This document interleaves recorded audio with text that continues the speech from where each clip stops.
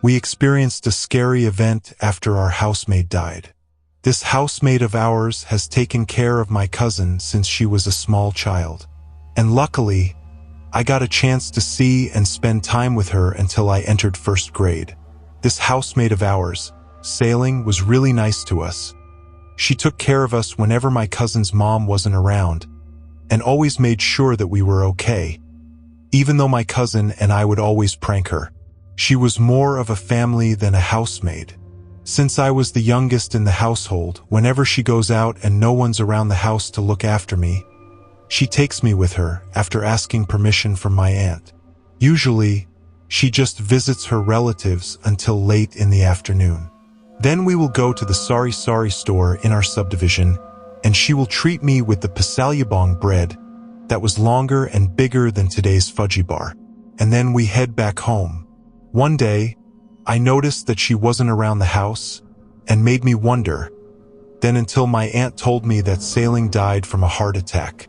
Back then, I didn't know how serious the word dead is, so I didn't cry. But I did know that we will never see her again. I don't know what day this actually happened, but maybe the night or a day after Sailing died.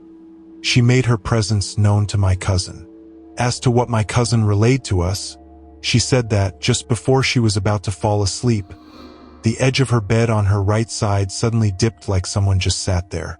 She was alone in her room, so she knows that it was something paranormal.